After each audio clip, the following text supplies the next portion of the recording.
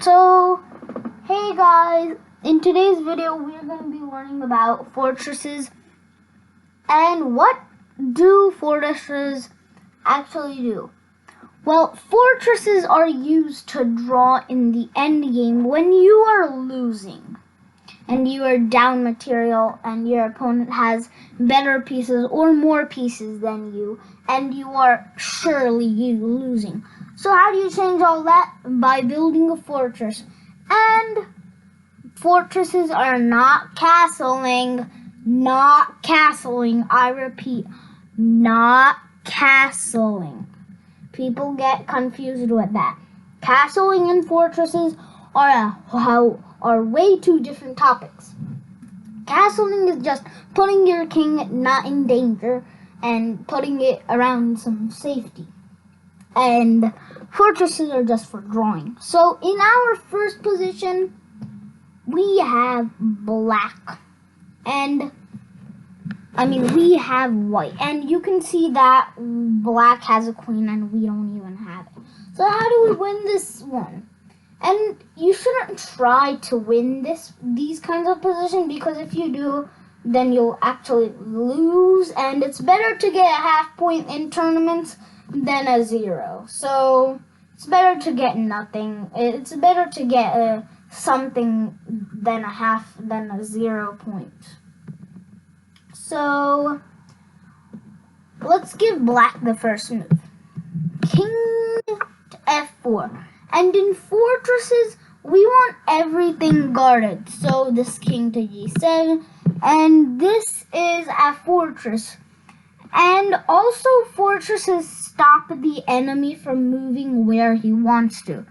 So, you know how two pieces cannot check? You know how two pieces only only one piece cannot checkmate a king. And that's our goal here. We don't want this king to get anywhere close to our king, because then this queen has a good chance of checkmating us. So we just have to keep this king away from our king, and we just need to do it by just shuffling our rook back and back. And no matter what black does, this or that or anything, you can just move your king. And make sure it's guarding this pawn, else the fortress will not work. And sadly, you will have to resign. And we don't want to do that, because we don't want to lose and we don't want to get a 0 points. We want to get a half point.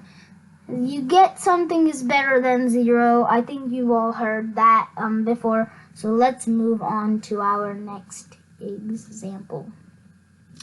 And also, if black gives you a free move, then again, just shuffle your rook. So let's move on to the next example. So in this position, we have white. And I wanted to show you this because it is just fascinating and it is extremely beautiful. Extremely beautiful. So, how do we win this? Well, you cannot win this. You can draw this by making a fortress. And turns out we already have. We are guarding everything, so that's good. Now, we just have to shuffle our king back and forth. And we don't want the king to get out of this border or touch any of these squares.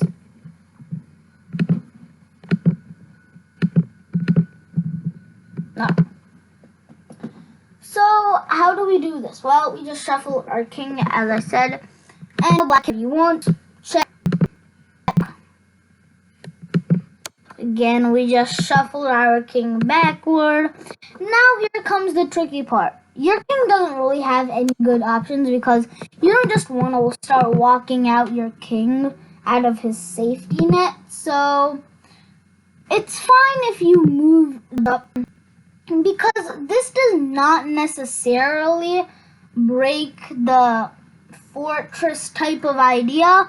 Sure, black can give up, so we can just lock it with bishop, and nothing is harmed, and yeah. And even though this bishop is pinned, even though it's not legal, because look, even my computer won't even let me do it, because the reason of this, because you cannot put your king in own danger, even if the piece that is guarding it is pinned.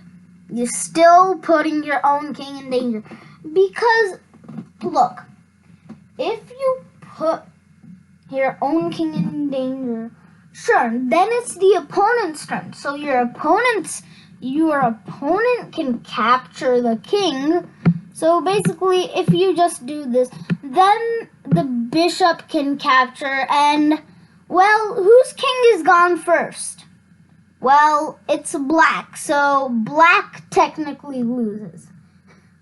Even though white may lose his king, but unless black is, like, not that barbaric, then, like in war terms, if black was not that barbaric, they would just surrender. But, yeah.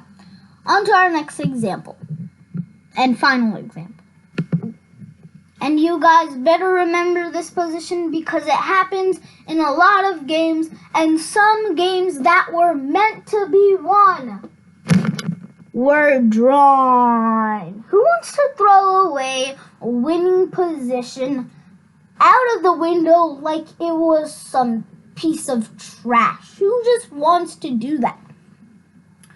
Well, we're going to learn how to avoid it. And similar positions to these are type of closed positions because, well, the kings cannot move. We're just like our pawns are like invaders from that famous old school game Invaders, but they really can't move anywhere because the invaders are stuck. So we'll give black the first move. And if I give you 2 seconds to think about it, what would you do if you're black? Think again. Think. 1, 2. Your time is up. The first move that probably came into your mind was, this looks great at first, but it's a horrible move. Your plan is probably just to go here, gobble up this pawn, and it really just does make sense because this king is just like out of like that black king is on Earth and that white king is on Neptune, very far away. But black can easily stop this idea. I mean, white can easily stop this idea with a4, and this is actually a draw because there's no legal moves. I mean, there's no absolute legal moves in this position. I mean, there is. Only the king can move, but after 50 moves and still nothing happens, I mean, your opponent and you will just be bored to death by moving this king. And you might just call it a day and call a draw, and your opponent might agree. But if it happens within more than 50 moves in a tournament game, you better be notating and call it officially a draw after 50 moves, and this whole drama is still there. Just call it a draw because in the rules of chess, if no capture or nothing like, like nothing like the good stuff like capturing, check, and this and that happens, then within 50 moves, if it still doesn't happen, then it's officially in the chess rules a draw. And you want to be notating this because your opponent might not know this rule, and he might ask the tournament director to come over and see if this rule is true, and he will check your notation. So you better watch out for that. So you better be notating correctly. So to the end, yeah, this is the end of our video. So I hope you enjoyed this video. Please make sure to like, share, and subscribe to this channel. And I'll see you in the next one. Bye-bye.